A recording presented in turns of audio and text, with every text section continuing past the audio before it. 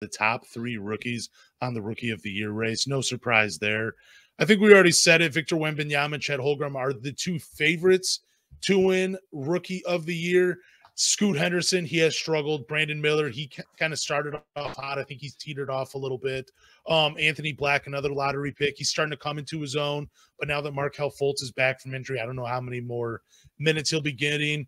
Ausar Thompson, I think he's hurt, and he's just now becoming over an ankle injury. His minutes were up and down. He's playing 21 minutes. He's playing 20 minutes one game, and then he's playing like 12 minutes the next.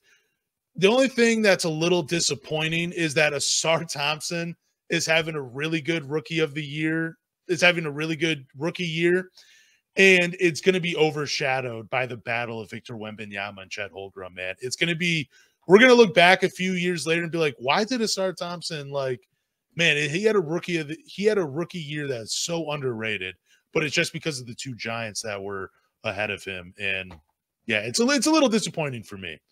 Even though he is 3rd, I just want him to have a chance to win it. Yeah, like the fact that he's 3rd, like when I put this graphic on the screen, like he's above Brandon Miller and Derek Lively, which I think he's having a good start to his career so far in Dallas.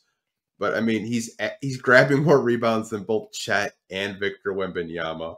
He's keeping up with. He's got more steals than both of them, and he's right behind both Chet Holmgren and Victor Wembanyama in blocks. He's just a hair shy of 2 blocks a game. So, I mean, the fact that he's keeping up with those guys that are 7-footers and they play the center power forward position, I think that's just special.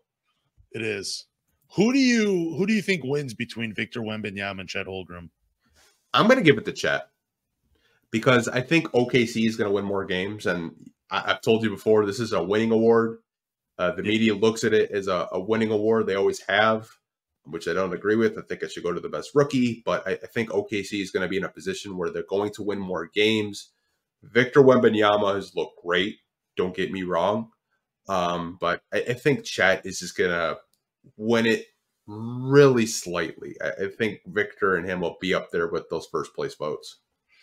Man, I think if Chet keeps up the efficiency, he'll win it, but man, it's Victor Wembanyama's award to lose, man.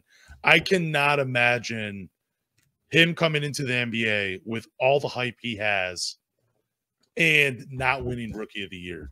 You know, I mean, The only thing that's going to stop him from winning it is if he doesn't meet the criteria, which I kind of thought they would manage his games a little early on.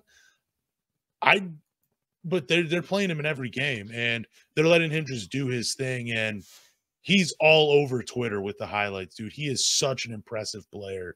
I mean, damn, dude. It's just so unreal. I hope he never gets hurt. I want to see his career just unfold. I mean, I hope he plays terrible against the Pistons. That's the only thing I'll ask for. He can be healthy and dominate every other NBA team.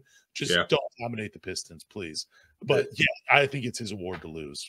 As a Piston fan, it kind of pisses me off that we dropped the 5th.